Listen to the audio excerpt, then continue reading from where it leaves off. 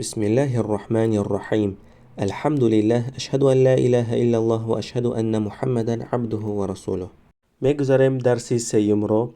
در درس گذشته ما با حرکت ها شناس شدیم و دیدیم که آنها چه خیلی خوانده می شوند با حرف ها. خب ما در درس گذشته الف با رو دو تقسیم کرده از حرف الف تا حرف شین رو با حرکت ها خواندیم.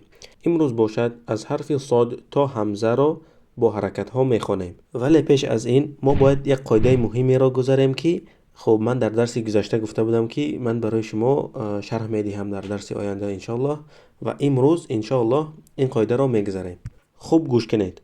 در زبان عربی حرف ها از جهت تلفظشون به سه گروه تقسیم کرده می شوند.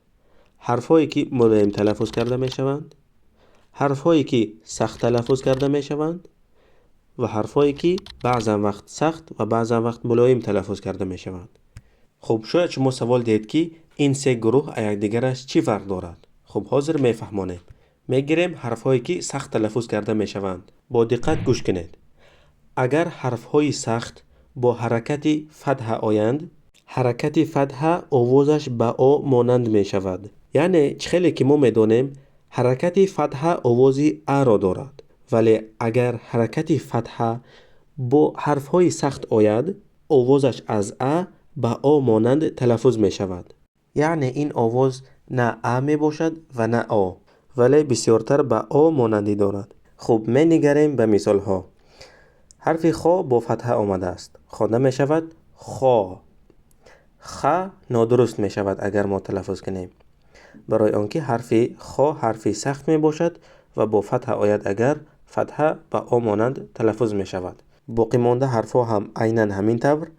صا، صا، دیگرش با، با، دیگرش طا، طا، دیگرش وا، وا، دیگرش غا، غا، دیگرش قا، قا. این بود با فتحه. ولی اگر حرفهای سخت با کسره آیند تنها 4 تای آنها آواز کسره هایشان تغییر می یابد. خب ما می دانیم که کسره عموما آواز ای را دارد، ولی اگر کسره با این 4 حرف های صاد، ضاد، طا، ظا آید اگر آوازش از ای به ای تغییر می یابد. مثلا میگیریم حرف صاد. حرف صاد با کسره خوانده می شود صی. دیگرش حرف ضاد با کسره خوانده می شود ضی. دیگرش طی.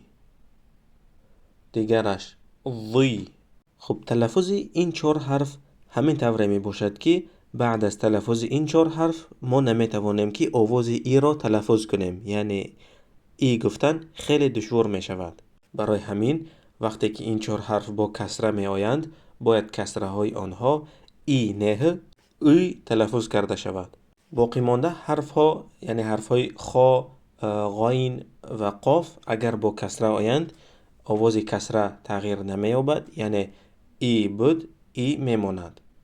می خوانیم خی، خی، غی، غی و آخرش قی، قی. اگر حرفهای سخت با ضمه آیند اگر ضمه آواز خود را تغییر نمی دهد. در اینجا یگان خیلی قاعده نیست. میخوانیم خو، صو، بو، طو، ظو، غو، قو. یعنی ضمه آواز او داشت، آوازش او می ایستد. خب میگیریم حرفایی که بعض وقت سخت و بعض وقت ملایم تلفظ کرده می شود. به این گروه 2 حرف داخل می شود، حرف را و حرف لم. حرف لم درسی جدایی دارد، انشاءالله در آینده میگذاریم. و حرف را قاعدش همین که اگر با فتح آید درشت خوانده می شود، یعنی را خوانده می شود، را نه را. اگر با کسره آید ری، یعنی ای می ایستد، کسره آوازش تغییر نمی یابد. ری. با ضمه آید اگر ضمه آوازش او می استد. در اساس همین ضمه با کدام حرفی که نآید آواز خود را تغییر نمی دهد. و حرف های ملایم یگان خیل قاعده ندارند. یعنی در اینجا اگر حرف های ملایم با فتحه، کسره، ضمه آیند اگر حرکت ها آوازهای خود را تغییر نمی دهند. خب اساس در اینجا شما باید چیز را در خاطر گیرید. یکم در خاطرتان دارید که حرف های سخت در کجایی که نآیند اگر آنها با فتحه آیند فتحه آوازش به آ مانند تبدیل می شود، به مانندی که گفتیم خا، صا، ضا و غیره. اگر 4 حرف صاد، ضاد، طا، ظا با کسره آیند کسره آوازش از ای به ای تبدیل می یابد، به مانندی صی، ضی، طی، ظی. سیمش همین که اگر حرف را با فتح آید درشت تلفظ کرده می شود، را با کسر آید ملایم تلفظ کرده می شود، یعنی ری. همین قاعده ها را انشاءالله در خاطرتان دارید، از خاطرتان نبرارید. خب میگذاریم به اجرای مشق ها. خیلی که در درس گذشته اجرا کرده بودیم ما باید این حرف ها را با حرکت ها خوانیم. صا، صی، صو. خب برای چی صا شد؟ برای اینکه این حرف های سخت هستند. برای همین صا می شود. خب دیگرش صی خوانده می شود و صو. دیگرش با، ضی، ضو. این هم حرفی سخت است به مانندی حرف پیشینه طا، طی، طو. ظا، ظی، ظو. با دقت گوش کنید. ع، عی، عو. برای چی من در اینجا ع گفتم و عو نگفتم؟ برای آنکه عین حرفی سخت نیست. اگر عین حرفی سخت می بود در آن حالت ما می خوندیم که عو، ولی حرف عین سخت نیست، برای همین حرکت هایش تغییر نمی یابند. تلفظ حرکت هایش همین خیل می ایستند. ع، عی، عو. دیگرش غا، غی، غو. خب این حرف سخت است یا که ملایم؟ حرفی سخت است، برای همین ما خوندیم غا. خب شاید شما سوال دید که برای چی با کسره آمده غی خوانده شد و نه اینکه غوی؟ برای آنکه از 7 حرف سخت تنها حرف های صاد، ضاد، طا، ظا وقتی که با کسره آمدند ای خوانده می شوند. باقی مانده حرف ها ای می ایستند.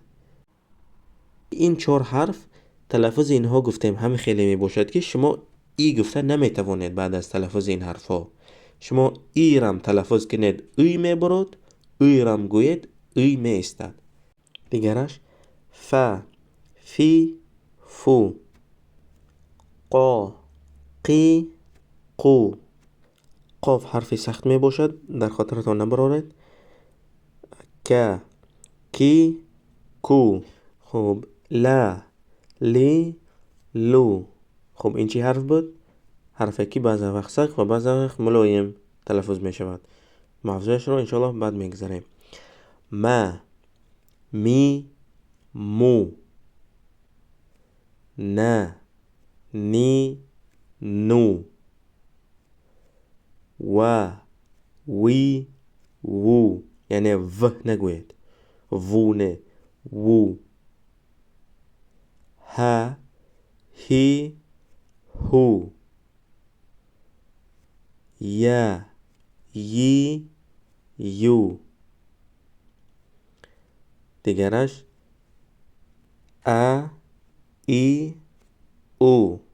دقت کنید که خیلی که ما در درس های پیش گفته بودیم آواز حرف اول حرف نامش باشد، یعنی واو آوازش وه می شود در وقت خواندن، یعنی وا، وی، وو وه می شود. ها باشد ه می شود در وقت خواندن. یا باشد ی و غیره ها. ولی حرف حمزه ه نمی شود، آوازش ه نیست، آوازش اه می باشد. و می خوانیم ا، ای، او. مشق دیگر. خیلی که می بینید حرف ها هر جا نوشته شدند، ما اینها را می خوانیم. خب شما هم با من تکرار کنید. لی، ضا، می، هو، ا، قا فی صی مو کا غا نو عی طو وی غی ضا قو ضی طی لا هی ع قی طا غو ضو نی کی لو او کو ضی ها عو ما فو قو ی ای فی ضو طو صا یا وو نه صو و یو صو صا او کا نی یا طا لی غو مو. خب ما باید اساساً بسیار خوانیم. ما باید کم گپ زده بسیار خوانیم. اگر شما خواهید که قرآن را تیز خواندن را یاد گیرید، تیز خوانی را، شما باید بسیار خوانید. حاضر این مشقایی که من میگویم اینها اینقدر بسیار نیستند. شما باید بسیار مشق کنید که این حرف را در کجایی که دیدید تا تو و غیره ها تیز تیز خوانید. میگذاریم دیگر مشق را. در این مشق حرف ها تیز تیز پیدا می شوند و ما باید آنها را تیز خوانیم. لی می فی کا نو طو وی غی قو ضی ضا لا هی قو غو ضو کی او ضا ها ما قو ی فی ضو صا وو صو یو و کا یا لی غا مو قا.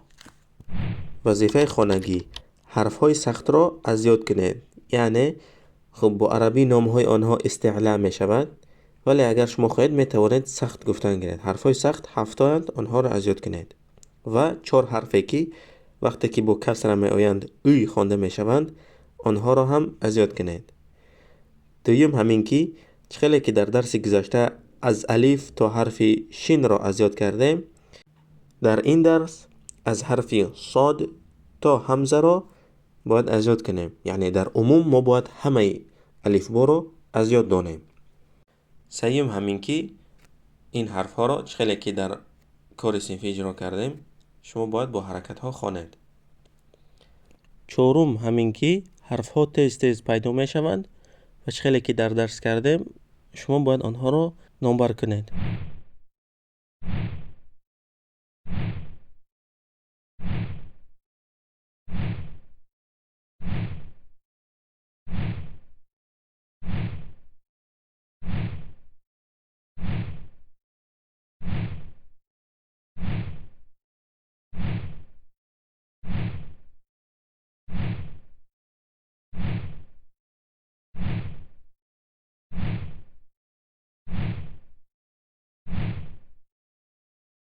و در آخر میخواستم به شما گویم که درست تلفظ کردن حرف ها را یاد گیرید.